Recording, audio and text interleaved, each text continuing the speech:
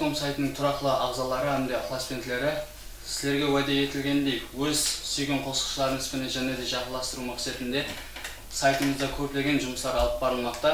Солардың бірі сіз сүйген қосқышы, халқымыздың сүйген қосқышысы Қарақалпақстанға қызмет көрсеткен артист сайтымызда мейманда Бегіс Темірбай. Қош келіпсіз. Ассалаумағалейкум, құрметті Айдар Медиа Нокот.com сайтының тұрақты ықыласпенділері, ағзалары. Демек, сайтымызға ең бірінші болып келген сұрау: ассалаумағалейкум Бегіс аға, қазір Қарақалпақстанда танылып келе жас қосқышыларымыз хақында өз пікіріңізді білдіріп өтсеңіз. Қазір көпшілік жас қосқышыларымыз қазақшаны араластырып айтады. Неге соны назерге алып сізде жас үлкен Қарақалпақ қосқышысы айтсаңыз болмай ма?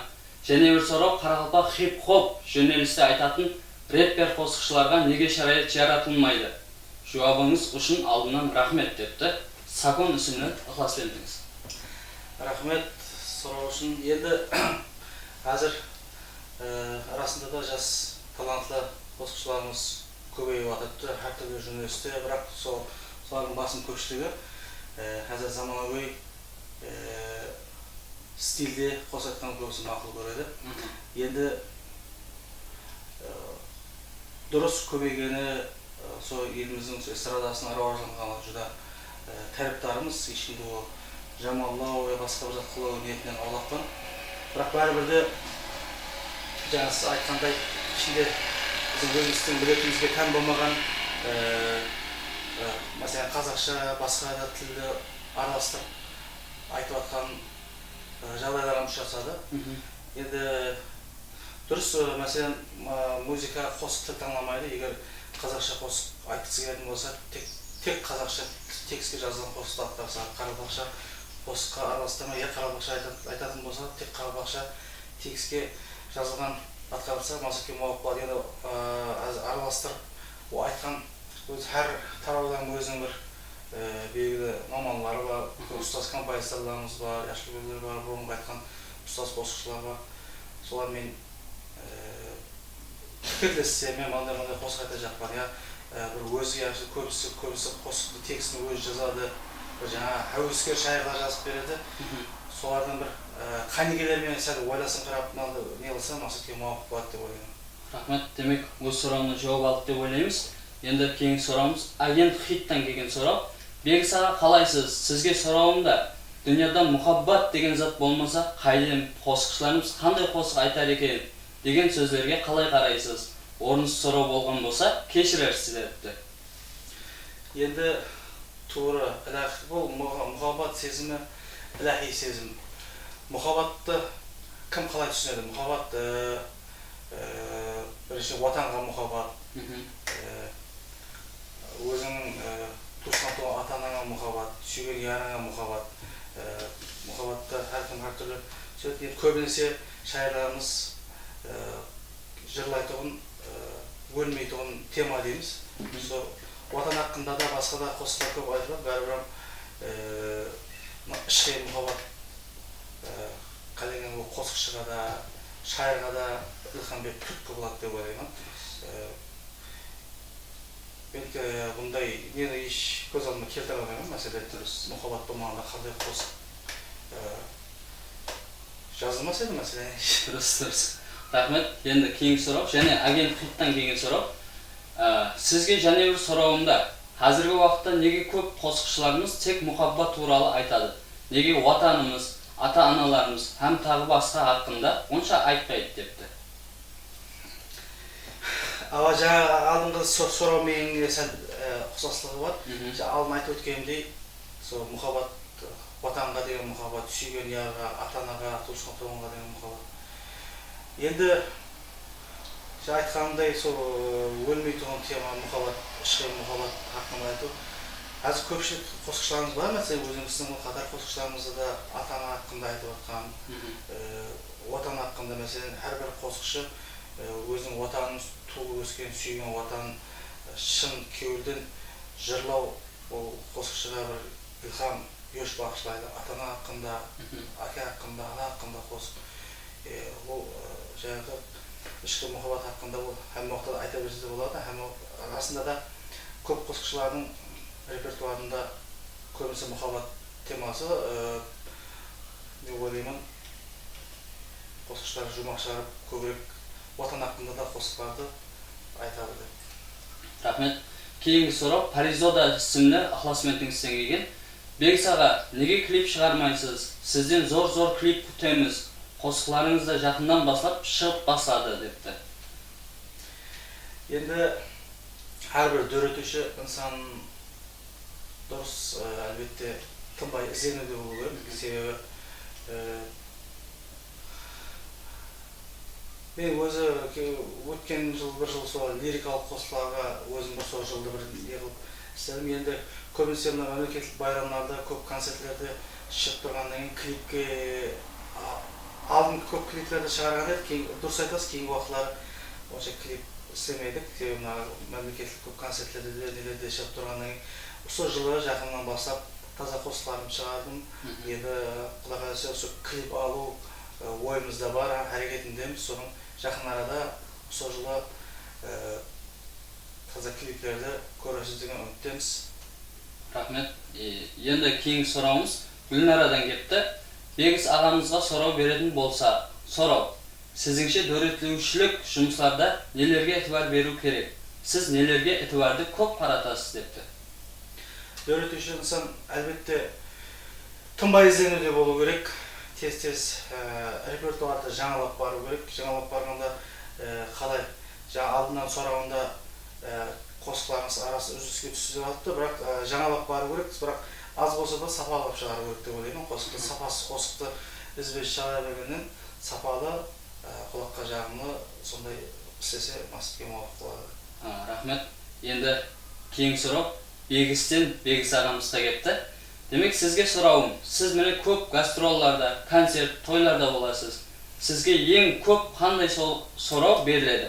Сол уақытлары қандай жауап бересіз депті? Алдынан рахмет айтты, жауап үшін жұмыстарыңызда табыстар тілепті. Енді маған ең көп сұрау берілетіні, маған міндетіңіз қандай деген сұрауды көп береді. Себебі бізде туысқан халқыларымыз өзбек, қарақалпақ, қазақ, ағайын туысқан халықпыз. Көбісі сіз қазақсыз ба, қарақалпақсыз ба деген көп маған беретін сұрау.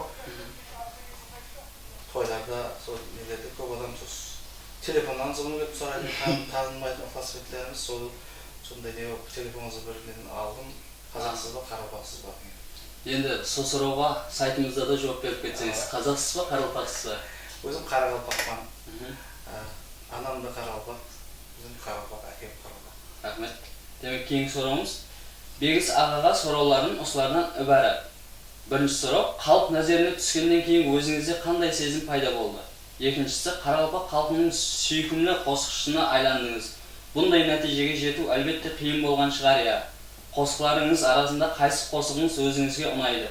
Бос уақытыңызда не затпенен шұғылланғанды мақұл көресіз? Демек, өсерге дейін бір жауап беріп аламыз, кейін давам етеміз. Халықтың назаріне қосқышыны дөретуші инсанды өзің жақсы болсаң, тынбай ізденсең, жоғарыға алып шығатыннан назерге, халықтың назеріне шығатыннан сол халықтың өзі. Сол халықтың назеріне еріскеннен кейін оның жауапкершілігі қатты ауыр деп ойлаймын. Әр тәріптеме кейіннен келатқан жас өзіңнің шәкіртлерің болады, жас ұрпақтар саған қарап жол жаба алуы мүмкін, үрдіс қылуы мүмкін. Сол үшін әр тәріптеме өзіңді жауапкершілікті, тәртіптілі халықтың арасында өзің ұстап жүруге тура келеді. Рахмет. Жауапкершілігі үлкен деп ойлаймын. Халықтың назарына еріскенменен оны ұстап тұрудың өзі үлкен машақат. Дұрыс. Енді өзіңіздің қосқыларыңыз арасында қайсы қосығыңыз өзіңізге көплеп ұнайды депті? Енді әрбір қосқышы өзі ұнамайтын қосықты біріншіден айтпайды. Өзіне ұнағаннан кейін айтады. Композиторлар сонда қосықты ойласқан алда өзің ұнаса, өзіңе түсетін болса, мен енді қосылған ішінде мына қосылым ұнайды, мына қосылым ұнамайды деп айтпақшы емес, әмме қосылғаны ұнайды, бірақ ішінде өзімнің сол дөретушілігімде, халықтың ітібарына, елде бір ерісуде өзіме сондай бір әумет келтірген қосықтарым көп ішінде. Келешекте халқымызға таза қосықтарды ұсынасыз ба депті? Әлбетте, Құда қаласа таза қосықтарды тез жаңалап, репертуарын жаңалап барамын. Рахмет, кейін сұрау. Гүлжайнадан кетті. Қосықшылық тарауына істеп атырғаныңызға неше жылдар болды? Ең бірінші айтқан қосығыңызды еслейсіз бе депті? Енді істеп атырғаныма мен 2001 жылы Ертақ атында Қаратау мемлекеттік университетіне оқуға түстім. Ұлыма қосық айтуға деген қызығушылығым менің енді талантты Алла Тағала береді дейді ғой, Алла Тағала береді, һәм оны рауажландырып баруға шариғат жаратылса рауажланады. Мен өзімнің әкем кішкентайымнан менде талантты сезіп, маған көп шариғатлар жаратты. Ең бірінші мәрте ұлыма халқылық Наурыз байрамы 88 жылы 3-3 классында үлкен Қоңырат районында үлкен стадионда жанында тәрізді қосылып барып шыққанмын. Сол мектеп оқып жүрген дәуірімде музыка мектебінде оқыдым. Ол 9 класс бітіріп болғанда Нүкістегі Жапақ Шамратов атындағы көркем өнер училище деп айтылатын еді. Қазір көркем өнер білім жұртында 93-97 жылы халық саздары бөлімінде тәлім алдым.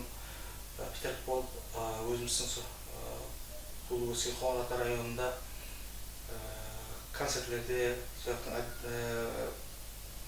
мәдениет бөлімінде жұмыс істедім. 2000 жылдан бастап үлкен сахнада Нүкіс пайтахтымызда университетке оқуға кіріп, үлкен сахнада осы күнге дейін 2000 жылдан бастап үлкен сахнада қосық айтып келдім. Рахмет. Енді кейінгі сұрауымыз. Әуелім бар, ассалаумалейкум. Бегіс аға, ілтимас, көзге сағыныш қосығыңыздан жалпы түрде бір куплет айтып берсеңіз. Һәм де сізге сұрауым, ең бірінші айтқан қосығыңыз қандай? Һәм ол қосықты неше жаста айтқансыз? Естуім бойынша қазіргі күндері бір қосықтың үстінде ісіп атырған екенсіз. Егер жақын арада інім етпекші болсаңыз, зор клипі менен күтеміз. Дөретушілік жұмыстарда omет тілеймін. Һәм де aliomedia.com сайтына өзімнің міннеттаршылығымды білдірген халда көкке өрлей беруін тілеймін деп шайханадан қоныс. Рахмет, қоныс. Сау болыңыз. Көзге сағыныш қосығынан әдетте ауыз әмбе интервьюларда жаңын тәрізді бір қосық атқарып беруді мәселеде. Атқарып береміз, классметтеріміздің соңғы ілтимастары бойынша. Көзге сағынышлар билеп жанымды, ұшқанның бір бүтін айнасы сынды, алтын жапырақлар өзілді соңғы, кеуілімді мұзлапыдау көзгі сағыныш. Алтын жапырақлар өзілді соңғы, кеуілімді мұзлатадау өзгі сағыныш. Жаңағы сұрауына келсек, ең бірінші жаңағы алдыңғы сұрауымды жауап бердім. Ең біріншісі 4-ші класс уақытында үлкен Қоңырат қаласында районда стадионда бұрын ұстаз қосықшымыз атқарған, Байрам Атжап ұстазымыз атқарған достар имам болым деген қосық атқарып шыққанда ең бірінші атқарған қосығым. Рахмет. Кейінгі сұрауымыз. Бірінші ұстазыңыз кім? Мектеп уақытында қосық сабағында кімнің қосықларын айтатын едіңіз? Қосық пәні мұғаліміңізді еслей аласыз ба? Мектептен соң қайсы оқу дәрігайын тамамладыңыз? Һәм қосық айтуға сізді кім үндеді? Ямаса қашаннан бастап қосыққа қызығушылығыңыз оянды? Бірінші концерт дәстүріңізді қай жерде бергенсіз? Сұрау. Мектеп уақытындағы қосық сабағында кімнің қосықларын айтатын едіңіздер? Мектеп дәуірінде расында қайсы сабақта жақсы оқыдым деп сұраса, қосық сабағына деп жауап береді. Сол қосық сабағында мектеп дәуірінде әлбетте мұхаббат хақында қосық айтып береміз. Сол мен өзім әкем қосыларды үйрететін еді. Бұрын ұстаз қосыларын айтқан, сол Байрам Атжап атқарған қосылар, Өтеп Құрбанбаев, және де басқа отан hakkında атқарған көп қосқыларды айтатын ек жаңағы айтып өткенімдей достар мейман болың, бізге кел, туылған жерге деген қосқыларды мектепте атқарып, ертеңгі санат байрамдарда қатынасып орындардан алғанбыз. Бірінші қосық мұғаліміңіздің, егер есіле алсаңыз, атын атап өтсеңіз. Қосық мұғалім сол 1-ші классынан бастап сол мектеп бітіремін деген дәуірде жай жәннетте болсын, қазір бұл дүниядан өтіп кетті. Кеңесбай аға Тәжқоразов деген мектепте қосық сабағына ең бірінші қосық үйреткен ұстазым. Alio Media Group студиясы ұсынады. Тойлар, банкетлер, туылған күн һәм басқа да кешелер үшін сапалы түрдегі видео һәмде фото қызметлер. Alio Media Group студиясы сіздің бақытлы күндеріңіздің тынық айнасы. Видеоклип һәм фотосессиялар. Мағлумат үшін телефонлар 361 0555 453 94 94. Alio Media Group жоғары сападағы видео һәмде фото қызметлер.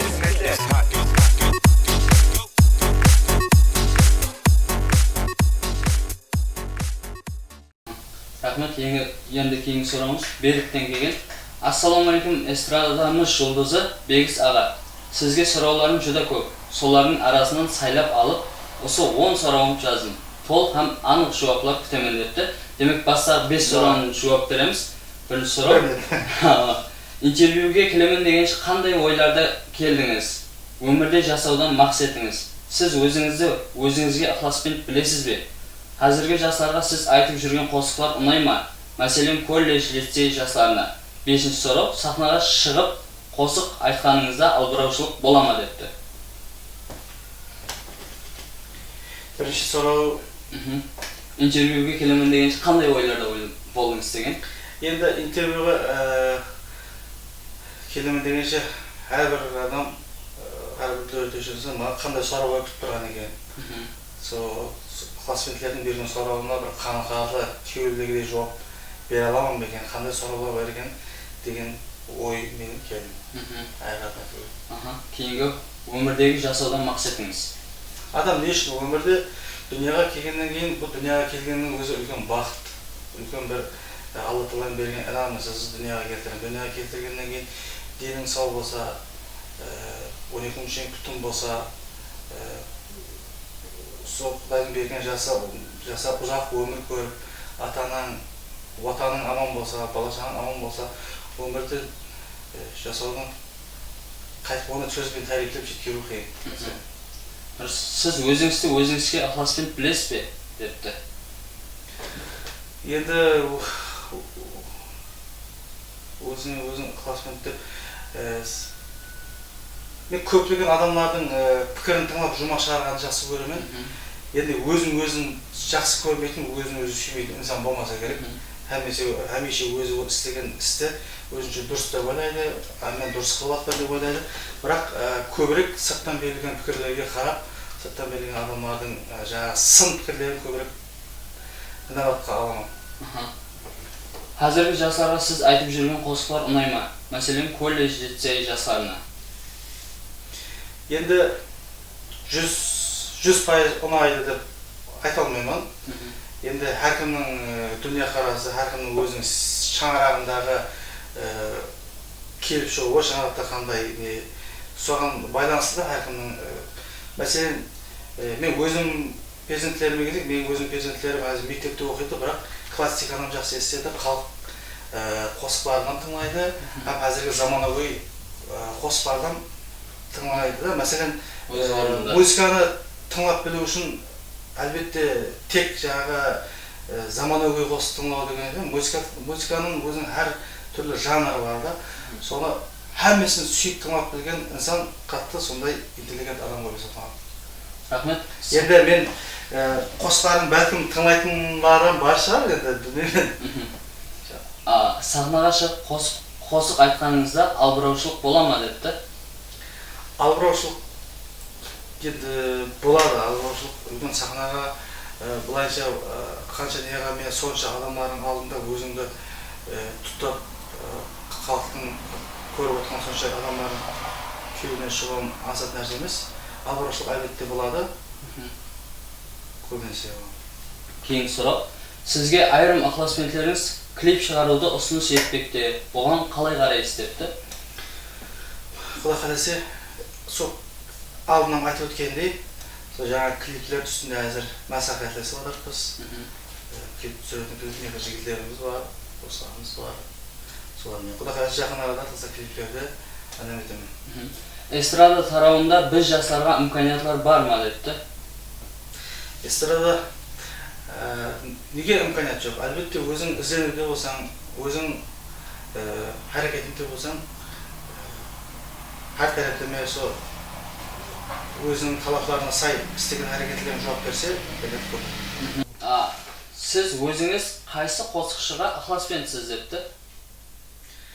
Енді әрбір қосықшының дүниежүзілік өдеде есепке айтсам, әрбір қосықшының әрбір өзінің атқару ұсылы, атқару стилі болады. Сол әрбір қосықшының өзінің сол атқару ұсылына қарай көп қосықшыларды ықыласпенпен енді пәлен түрінде бәрі атын атап отырмай қояды. Кейінгі сұрақ, қызыңыз қосықшы боламын десе қарсы емессіз бе депті?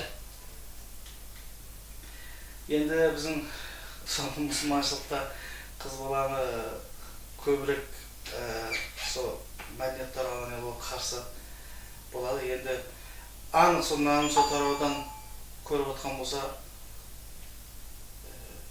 ойланып көремін. Енді кейінгі сұрақ, сіздің басқа қосықшыларменен қарым-қатынасыңыз қалай депті? Әрбір қосықшыменен, жас үлкенменен, жас үлкендей, жас кішідей, қатармен қатарымыз. Еш қарым-қатынасымыз жақсы. Кейінгі сұрауымыз, Бегіс ағаға және бір-екі сұрауым бар еді. Сіздің бірінші мұхаббатыңыз кім, һәм оның аты? Сіздің қосықшылық тарауында қандай қызықлы һәм де есте қаларлы уақиғалар болды? Һәм айтып берсеңіз, сіздің атыңызды кім қойған, һәм өтірік атыңыз кім? Жоқлар үшін рахмет депті. Енді бірінші сұрақ қандай еді? Бірінші мұхаббатыңыз. Бірінші мұхаббат деп көп бірінші мұхаббатым әзіргі өмірлік жолдасым. Мектеп дәуірінде жас кезде шымшық мұхаббат және бір затты гәптер бола береді, бірақ әлбетте жігіт болып өзі бір адамды күйеуге қойып таңдап алса, сол меніңше бірінші мұхаббат. Өмірлік жолдасым сол бірінші мұхаббат. Енді сіздің атыңызды кім қойған, һәм өтірік атыңыз кім депті? Мен атымды өзім әкем қойған. Сол Қарақалпақтың дастанында сол белгілі Айдос би, Бегіс би, Мажық білетін шығарсыз.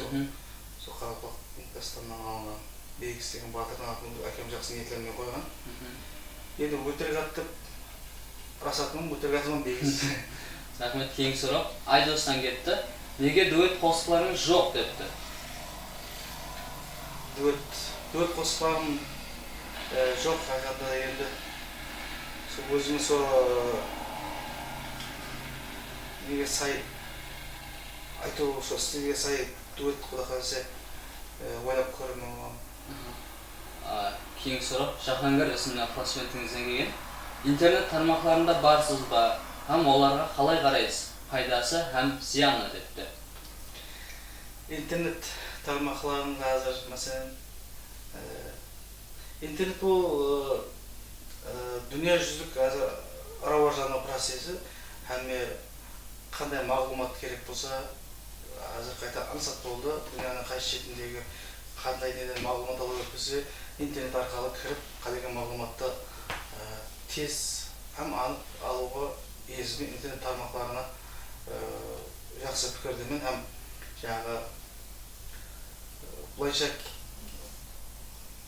тармақ дейді ғой, жаңағы не қылдейді, одноклассники, агент, солардан нәзірде тұтып айтқан болса, мәселен, біздер дөретуші insanға олан пайдасы тиеді деп ойлаймын. Енді мен өзіме пайдаланғанда алыс жақтағы мәселен ағайындыларым, жолдастарыммен байланысып тұруға. Рахмет. Кеңгі сұрақ Ханнан кепті. Бегіс аға, семьяңызда нешінші перзентсіз? Семьяңыз туралы қысқаша болса да мағлұмат беріп өтсеңіз. Сіз қосқышы болмағаныңызда қайсы кәсіп иесі болар едіңіз? Яғни айтқанда қайсы кәсіп иелеріне қызығушылық пенен қарайсыз депті. Шаңырақта үлкен перзентпен бізде 5 ұл, бір қыз, біздің өзім шаңырағымда 4 інім, бір қарындасым бар, ең үлкені мен шаңырақта. Егер қосқышы болмағанда деген сұрауға өзім ата-анам мұғалім, ұстаз шаңырағы, анамда, әкемде. Егер сол мәдениет тарауы болмағанда мұғалім болар ма едім деп ойлаймын. Рахмет, және де сұраулар бар. Бегіс аға, сіздің қосқыларыңызға кім аранжировка істеп береді? Сіз қосқы шығарып атырған уақытлары көбірек нелерге әтібар бересіз? Қосқы шығарып болып бірінші кімлерге көрсетесіз? Ямаса мәслихатлесесіз? Егер сізге ықыласпенділігіңіз бірге дуэт айтайық десе, қандай көзбенен қарайсыз депті? Бірінші сұрақ. Қосқыларыңызды кімге аранжировка істетесіз депті? Қазір аранжировщик достарымыз көп. Мен бірінші түрінші деп айта алмаймын. Әлмесі, мәселен, Құдайберген Сенімбетов, Аббас, Әділ Темірбаев, Артық бар, Шұқырат деген жорамыз бар, Ғали деген жорамыз бар. Әлмесі өзінің несі бойынша маманы. Әлмесі де қосқы істетем, алалап наған демеймін, босына істете беремін. Енді қосқы шығармасына алдын кімлермен мәслихатлесесіз депті? Енді қосықты өзіміздің бірге заманлас, осы тарауда кеткен достарыммен мәслихатлесемін, көбісінің пікірін тамаймын. Кейін халықта мәдениет тарауына емес халықтың атынан, қызметтердің атынан неғатын достарымын барып, өзінің пікірін беретін. Солармен мәслихатлесемін, сөйтіп шығарамын. Рахмет, кеңгі сұрақ Айтгүлден кетті. Сіздің мінезіңізге атыраптағылардың көз қарасы қандай? Дөретушілік жұмыстарда һәм басқа шаңырақ ағзалар, ямаса басқа жағдайларда да бірдей мінезсіз бе? Қосығыңыз үстінде ашуланған демлеріңіз болған ба депті? Мінезіңіз туралы көбінесе. Енді бұлай қарағанда көп адам жүзді сырттан серьезный үндемейтін ауыр мінезі деп көп адам сондай баға береді маған. Бірақ өзім өмірде жүзде ауыр мінезді емеспен, бірақ сырттағы сондай көрінемін. Бір-екі ашылып сөйлескеннен кейін мінез қандай екен біліп алады. Өзім өмірде сондай ашық көңіл, көбінесе мынандай ашық сөйлесуге әрекет етемін. Сырттағы адамға сондай бір ауыр мінезді көрінемін. Қосығыңыз үстінде ашуланған демлеріңіз болған ба деген сұрау бар. Қосық істеп атағанда ашуланған демлерім болмаған. Енді жаңағыдай бір заттан кейпиятың түсіп, я бір шаршап студияға барып өзің кеудіңдегідей атқара алмаған һәм тастап кетіп кейіннен келіп қайттан түскен уақытларым болған. Кейінгі сұрақ Дәураннан кетті. Ойлым бар, ассаламалейкум Бегіс аға. Сізге сұрауым, бұл қаншама рас яки өтірік білмедім да, бірақ сіз достыңыз Мақсет Өтемұратовпенен ұрысып қалғансыз ба? Араңызда бір гәп болған ба достыңызбен? Кейінгі уақытлары алдыңғыдай бірге көрінбейсіз. Жауап үшін алдынан рахмет депті. Ондай Мақсет Өтемұратов қадырдан доспыз. Басқа да қосқышылар менен өзіміздің заманлас. Біздер тек бұлай дос емес, жаңағы семья ағзаларымызбен бірге барды келіп қатынасамыз. Сол уақытқа дейін еш жора жолдасыммен ондай гап алысып қалып, сол нәзірде тұтып отырса, мәселен Мақсет Өтемұратовпен ұрысып қалған уақытым болмаған. Енді әркім өзінің жұмысымен, қызмет сапары басқа немен бірге көрмеген болусы мүмкін, бірақ Мақсет Өтемұратовпен ұрысып көрмедім. Кең сұрауымыз Гүлжиба Гүлден кетті. Ассалаумағалейкум. Сізге сұрауым, қосықларыңыздың текстерін кім жазады? Егер біздей бір ықыласпентіңіз текст жазып берсе, қосық қылып айтар ма едіңіз? Үміт сізге aliomedia.com сайтына рахметлер айтып қапты.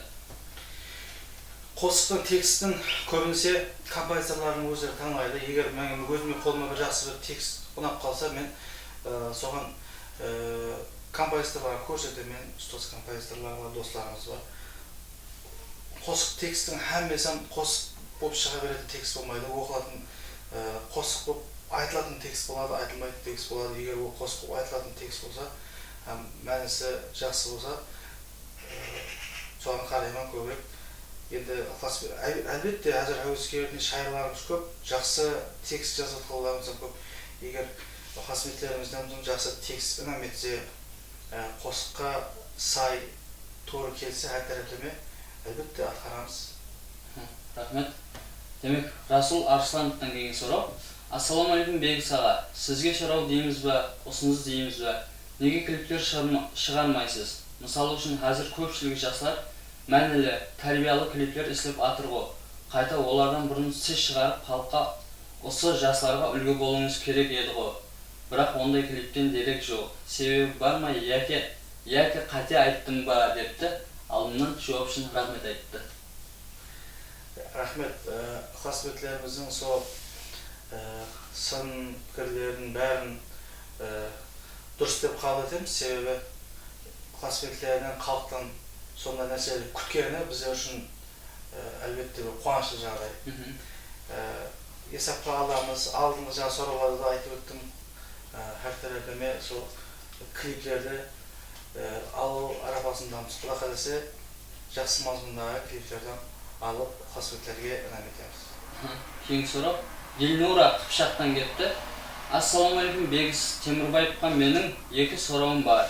Демек, бірінші сұрау, Бегіс ағаны кімсесіз аралға апарып тастай жап. Оған ең керекті затларыңды алып шық деп шарт қойғанда, Бегіс аған нелерді алып шыққан болар еді депті. Һәм нелерсіз жасай алмайды депті. Бұларға мен нелер деген сәл өзгерді керек, кімлер деп бергенде мақұл болар еді деп ойлаймын. Себебі бұл сұраудың бәрі жауап, ықыласметлеріміздің берген сұрағына жауап беруге әрекет етемін. Кімсесіз аралда қарабасың кімге керек сені, мәселен, егер сондай болса, жағдай болса. Мен өзіме ең жақын адамдарым, туысқан туғанларым, шаңырақ ағзаларым, өзімнің семьям, ата-анам, туысқан туғанларыммен, һәм мен ықыласметлеріммен, бүткілмен жақсы көретім. Кімсесіз аралға апарып тастаса, мен қайда болған болады. Рахмет, зор жауап болды дейміз. Екінші сұрау, мысалы, Бегіс Темірбаев Қыдыр атаны ұшыратып қалды. Әмде ол үш тілегіңді орындаймын, тілегіңді дегенде Бегіс Темірбаев байлық, бақыт, денсаулықтан басқа нелерді сұраған болар еді депті. Байлық, денсаулық және бақыт. Бұдан басқа ма? Бұдан басқа мен еліміздің тыныштығын сұраған болар. Халқымызда тыныш болса, халқымыз арақатшылық болса, әлбетте қосылған болады, тойда болады, басқалықтан болады, һәм нәрсе болады. Еліміздің тыныштығын сұраған. Рахмет, кейін сұрау. Ассалаумағалейкум. Сұрауымды Бегіс Темірбаевқа жеткізсеңіз. Жас бала уақытыңызда үйдегілерден қашып қара қазанның астында бір күн жасырынып жатқаныңыз рас па депті. Қызықлы сұрау, әлбетте. Қара қазанның астында.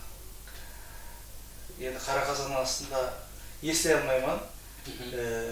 Бірақ кішкентай бала болмаған ешкім жоқ шығар. Бала кезде һәммен шоқлық болады, күйеуге боялған, күйеуге болған уақытларымыз болған. Себебі біздің аталарымыз сол ауылдық жерде тұратын еді. Сондықтан мәселен той мерекелерге барғанда, той мерекелерде бауырсақларды сол шөпке дізіп, сол күйеуге былғанып, шаңқытып жүрген уақыттарымыз болды. Енді қара қазаннан бәлкім күйесіне жабылған шығар сен.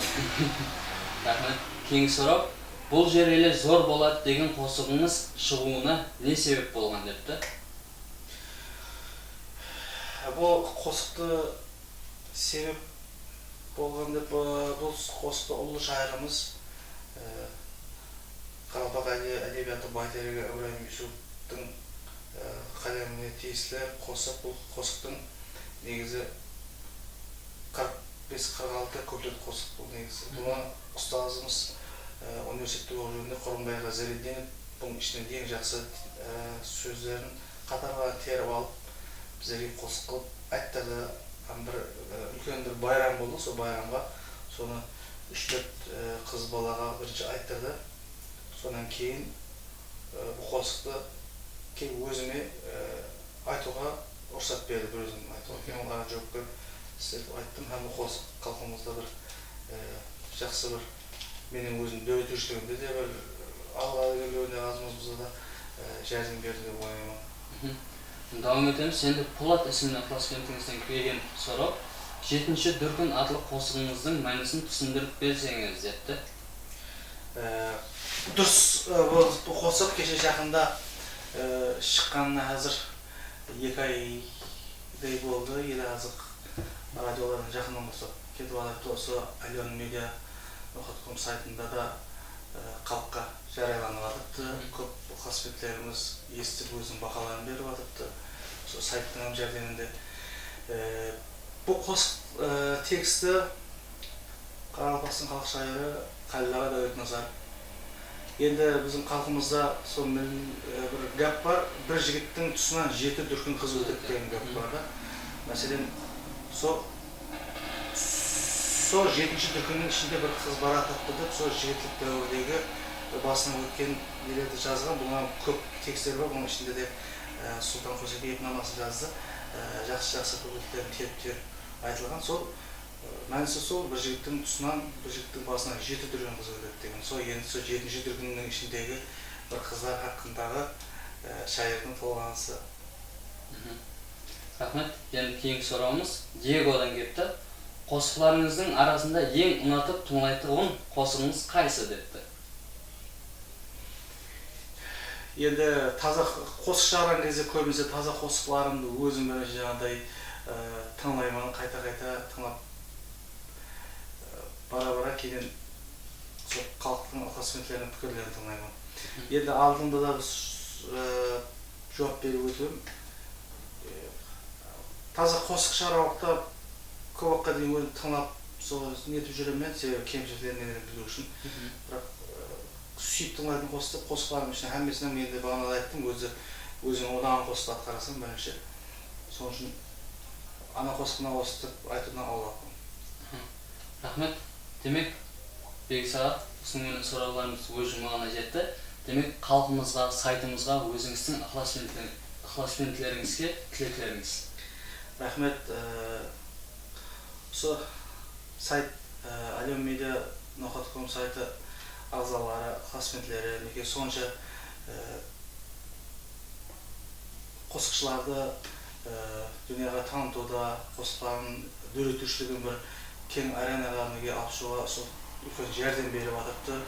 Үлкен рахмет бұл сайттың рауажлануына, елде де ықылас-кентлері көп болуына мен тілектеспен бүткіл осы Қарақалпақ қосықшылардың, дөретушілердің атынан неге сонша бірталай сұраулар алдық. Осы сайт арқылы ықылас-кентлеріміз көп екенін қызықтырған, көп жақсы әмі сұраулар, орынды сұраулар берілген. Сайттың елде рауажлануына өзім жақсы тілектерімді білдіремен, рауажлана берсін, ықылас-кенттер көбейе берсін, ағзалар көбейе берсін. Халқымызда әмеше жақсы гүлдер біздің елімізде тек байрамlar жарасады, жақсы гүлдер жасады. Елімізде тек байрамдар болсын, жақсы гүлдер болсын, елімізге тыныштық тілеймін. Еліміздің жақсы жаңалықтарын, жақсы қосықларын, жақсы клиптерін дүнияға таныта беруіңізге тілектестік білдіремін. Рахмет. Сайтымыздан ұзақласпан деп қаламыз. alionmedia.com эстрада жұлдыздарының ең соңғы жаңалықтарын жарытып беруші портал. Қош сау болыңыз. alionmedia.com сіз іздеген портал. alionmedia.com-да жаңадан жаңалық болмақта. Жұлдызларға минеті сіңген ажайып портал болып жанбақта. Таза клип һәм видео роликлер, қосықларға фото суретлер. Қарақалпақ жұлдызларының талантларын дөретер. Алыс елдерде